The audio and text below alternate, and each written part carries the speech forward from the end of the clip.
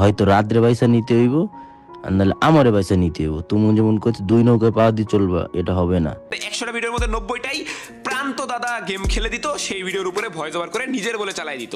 এবং আমরাও কিন্তু সবসময় ওবাইদুল ভাই বলে তোমাদের সামনে প্রকাশ করতাম। জানি তোমরা ভাবো যে এটা ওবাইদুল ভাই। এই প্রান্ত দাদা কিন্তু কোনোদিন তোমাদের সামনে এসে বলে নাই যে ওবাইদুল ভাইয়ের আইডিতে আমি ভিডিও বানাই দেই এবং আমার ভিডিও ওবাইদুল ভাই ছাড়ে। তুমি যদি চয়েসের দিক থেকে তুমি যদি রাত্রে চয়েস করো, মানে আমার সাথে না থাকো, তাহলে আমি রাতের ক্ষতি করার চেষ্টা করবো। এখন আমি তারে মানে আত্মা ধরা শুধু বাকি আছে, আর বাকি যা যা বলার এটা সবই বলছি আমি। আমি এখনো অবাক হয়ে আছি, তারা দুইজন আমার সাথে এত বড় মির্জাপুরি কিভাবে করতে পারলো। রাত প্রান্ত বা যে কোনো কেউ প্রমাণ করতে পারে যে আমি মিথ্যা নাটক বানাই বলছি, আমার চ্যানেল আমি ডিলিট করে দেবো। বাংলাদেশ টপ 1 এবং ওবায়দুল ভাইয়ের কন্ট্রোভার্সি শুরু হওয়ার পর থেকে এক একজনের ভিডিওগুলো শুধুমাত্র পর্যবেক্ষণ করে যাচ্ছি। প্রথমে ওবায়দুল ভাই 20 মিনিটের একটি ভিডিও আপলোড করে, এরপর এটা রিপ্লাই স্বরূপ বাংলাদেশ টপ 1 48 মিনিটের একটি ভিডিও আপলোড করে। দুইজনের ভিডিও পর্যবেক্ষণ করার পর এটা বোঝা কোনো কঠিন কাজ না যে কার দোষ বেশি বা কার দোষ কম। তারপরেও আমি আরেকটা ভিডিওর জন্য অপেক্ষা করছিলাম। জাস্ট আমার ভিডিওর অপেক্ষায় থাকো, ভিডিও এডিটিং চলতেছে, ইনশাল্লাহ শেষ না করে ঘুমাবো না, থামবো না। যদি বেঁচে থাকি ইনশাল্লাহ এই সমস্ত অপবাদ এবং বাংলাদেশ টপ 1-এর তলে তলে মির্জাফুরি এবং বেঈমানে দুর্নীতি সমস্ত কিছু আমি ওবায়দুল ভাই একাই তুলে ধরবো ইনশাল্লাহ। আমার ভিডিওটা আমি 2 দিন আগে আপলোড করতে চেয়েছিলাম, কিন্তু ওবায়দুল ভাইয়ের আরেকটা রিপ্লাই ভিডিওর জন্য অপেক্ষা করতে করতে 2 দিন চলে গেল। এখনো পর্যন্ত ওবায়দুল ভাইয়ের ভিডিওর কোনো খবর নাই। তাই ভাবলাম আর অপেক্ষা না করে আমার ভিডিও আমি আপলোড করে দিই। এরপরে ওবায়দুল ভাইয়ের নতুন ভিডিও দেখে যদি নতুন কোনো ইনফরমেশন পাই, তাহলে সেটা নিয়ে নতুন কোনো একটা ভিডিওতে কথা বলবো। সুতরাং আর কথা না বাড়িয়ে চলে যাচ্ছি মূল ভিডিওতে। কই রে বাতেন, ইন্ট্রো লাগা।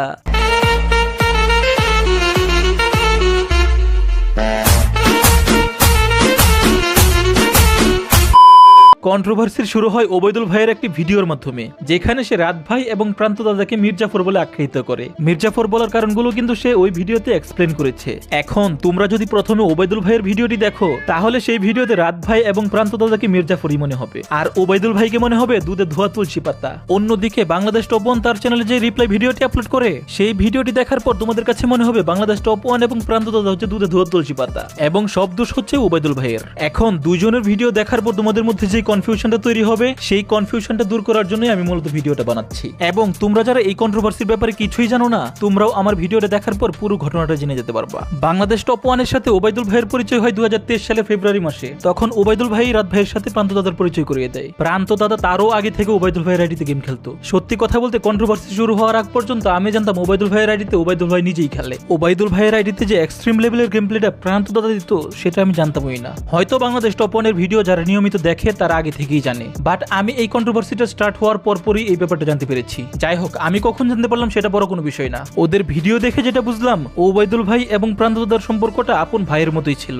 যার ফলে প্রান্ত দাদা ওবায়দুল ভাইয়ের আইডিতে ব্যাকআপ প্লেয়ার হিসেবে খেলতো। এখন এসব কথা এতদিন আড়ালেই ছিল, পাবলিক অনেক কিছু আন্দাজ করতে পারতো, কিন্তু ওদের ব্যাপারে বিস্তারিত জানতে শুরু করলো ওবায়দুল ভাইয়ের ভিডিওটা আপলোড করার পর থেকেই। ওবায়দুল ভাই তার ভিডিওতে বলেছে যে সে নাকি প্রান্ত দাদার হাত খরচ থেকে শুরু করে মোবাইল, পিসি সবকিছুই কিনে দিয়েছে।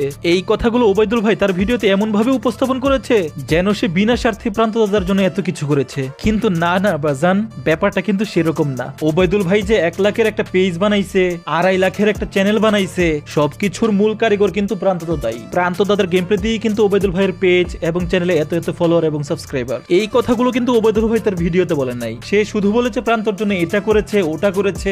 আরে ভাই, তোমাদের মধ্যে মনোমালিন্য হয়েছে, প্রান্ত দাদা তোমাকে ছেড়ে রাত ভাইয়ের কাছে চলে গেছে, সবই বুঝলাম, কিন্তু তাকে এভাবে ছোট করার কোনো যৌক্তিকতা ছিল না। প্রান্ত দাদা যেখানে পার সিজন 50,000 টাকার অফার রিজেক্ট করে তোমার সাথে থেকে গিয়েছিল, সেইখানে তাকে ফোন কিনে দেওয়া, পিসি কিনে দেওয়া এবং মাঝে মাঝে টাকা দেওয়া হয়েছে, এরকম খোটা দেওয়ার কোনো যৌক্তিকতা নেই। কারণ সে যদি অন্য কারোর জন্য টাকার বিনিময়ে একই কাজটা করত, তাহলে তুমি তাকে যেই পরিমাণ টাকা দিয়েছো তার থেকে বেশি টাকা সে পেত। তুমি তাকে হাত খরচের জন্য টাকা দিয়েছো, মোবাইল এবং পিসি কিনে দিয়েছো। শুনলাম পিসির দাম নাকি 36,000 টাকা। আমরা কিন্তু জানি 36,000 টাকার পিসি কেমন হয়। যাই হোক, আমি সেই প্রসঙ্গে আর যাচ্ছি না। তুমি তাকে যা দিয়েছো বিনিময়ে কিন্তু তার থেকে বেশি পেয়েছো। তারপরও যদি তুমি মনে করো যে এগুলো দিয়ে তুমি তার স্বাধীনতাকেও কিনে নিয়েছো, তাহলে একটু বেশি বাড়াবাড়ি হয়ে যায় না? আর যাই হোক, টাকা দিয়ে তো আর মানুষের ভালোবাসা কেনা যায় না, মানুষের স্বাধীনতা কেনা যায় না, তাই না? তোমাদের মধ্যে ভাই ব্রাদার্সের সম্পর্ক থাকলেও দিন শেষে তোমরা প্রমাণ করেছো তোমাদের মধ্যে সম্পর্কটা ছিল অনলি গিভ এন্ড টেক।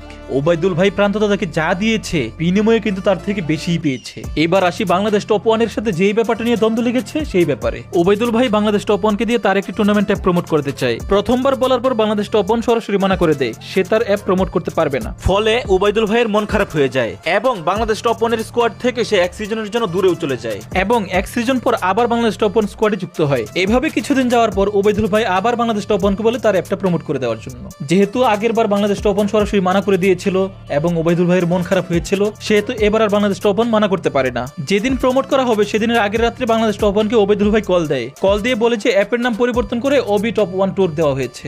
এখন টপ 1 লেখা দেখে রাত ভাই আর রাজি হয় না। যেহেতু রাত ভাই এখানে তার সাথে পার্টনার হিসেবে নাই, সেহেতু তার নামের সাথে মিল থাকুক এটা সে চায় নাই, যার ফলে আগে নাম পরিবর্তন করতে বলে এবং এরপর রাত ভাই প্রমোটও করে দেয়। কিন্তু এই প্রমোশন থেকে যেই পরিমাণ ইউজার যায় তাতে করে ওবাইদুল ভাই খুশি ছিল না। তার এক্সপেকটেশন ছিল সে আরো বেশি পরিমাণ ইউজার পাবে। বলে রাখা ভালো, তারা টিমমেট হলেও প্রমোশনটা কিন্তু ফ্রি ছিল না, যার কারণে এক্সপেকটেশন অনুযায়ী ইউজার না আসার কারণে ওবাইদুল ভাইয়ের মন খারাপ হয়েছিল। তোমরা এখানে একটা ব্যাপার ভালো করে খেয়াল করো, নিজেদের মধ্যে যখনই টাকার ব্যাপারগুলো ঢুকতেছে তখনই তাদের সম্পর্কের অবনতি হচ্ছে। এরপর 1,44,000 টাকার একটা টুর্নামেন্ট সামনে রেখে ওবাইদুল ভাই রাত ভাইকে বলে যে এতদিন তো তোমার নামে টুর্নামেন্ট সব খেললাম, এখন এই টুর্নামেন্টে আমার নামে একটা স্লট নেই এবং সেই স্লটে তুমিও খেলো। এটা শুনে বাংলাদেশ টপ 1 সরাসরি মানা করে দেয়, কারণ সে চিন্তা করে আজকে যদি ওবাইদুল ভাইকে স্লট দেই, নেক্সট টাইম তার অন্যান্য টিমমেটরাও নিজেদের নামে স্লট চাইবে, তখন তাদেরকে মানা করা যাবে না। তাই ওবাইদুল ভাইকে সে ডিরেক্ট মানা করে দেয় এবং ওবাইদুল ভাইকে বলে আলাদা একটা স্কোয়াড বানিয়ে স্লট নিতে। তখন ওবাইদুল ভাই বলে আচ্ছা ঠিক আছে, তাহলে প্রান্ত দাদা আমার স্কোয়াডের হয়ে টুর্নামেন্ট খেলবে। তখন রাত ভাই প্রথমে রাজি না হলেও পরবর্তীতে একটা টুর্নামেন্টের জন্য প্রান্ত দাদাকে স্যাক্রিফাইস করতে রাজি হয়ে যায়, কিন্তু ওবাইদুল ভাই প্রান্ত দাদাকে পার্মানেন্টলি তার স্কোয়াডে চায়।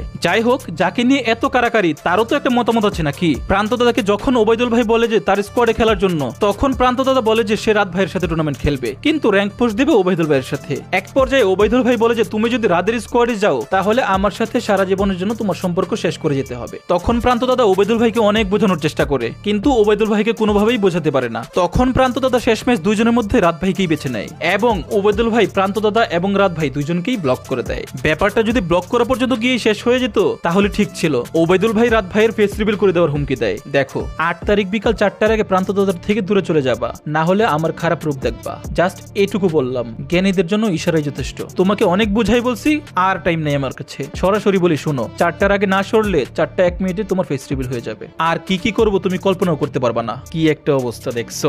এরপর পরে ওবাইদুল ভাই প্রান্ত দাদার নাম দিয়ে রাত ভাইয়ের পেজে একটা স্ট্রাইক মেরে দেয়। ওবাইদুল ভাইয়ের পুরো ভিডিও জুড়ে দেখলাম শুধুমাত্র পাবলিককে বোকা বানিয়ে সিম্পাথি নেওয়ার চেষ্টা, এবং বাংলাদেশ টপ 1 এর ভিডিও আপলোড করার আগ পর্যন্ত পাবলিক তাকে বিশ্বাস করেও ছিল এবং বাংলাদেশ টপ 1 কে হেড দেওয়া শুরু করেছিল। কিন্তু কথায় আছে না, যেটা সত্য সেটা পাবলিকের সামনে যাবে একদিন না একদিন। সো পাবলিক দিন শেষে জানতে পারলো আসল ঘটনা কি। এখন গিয়ে দেখো বাংলাদেশ টপ 1 এর পরিবর্তে ওবাইদুল ভাই নিজেই হেড পাচ্ছে। এই হচ্ছে অল অ্যাবাউট বাংলাদেশ টপ 1 এবং ওবাইদুল ভাইয়ের কন্ট্রোভার্সি। এখন পুরো ঘটনাটা দেখার পর ওবাইদুল ভাইকে আমার কাছে বেশি অপরাধী মনে হলো। ওবাইদুল ভাই যদি বাংলাদেশ টপ 1 এর সাথে না থাকতো তাহলে ওবাইদুল নামের যে এত জনপ্রিয়তা সেটাও এত তাড়াতাড়ি আসতো না। প্রান্ত দাদার থেকে কিন্তু অনেক ভালো ভালো প্লেয়ার আমাদের দেশে আছে, আমরা কি তাদের সবাইকে চিনি? বাংলাদেশ টপ 1 এর সাথে কিন্তু রেগুলার খেলাধুলা করার কারণেই প্রান্ত দাদার যে এত এক্সট্রিম লেভেলের গেম প্লে সেটা মানুষের চোখে পড়েছে এবং মানুষ তাদেরকে এত তাড়াতাড়ি এত ভালোবাসা দিয়েছিল।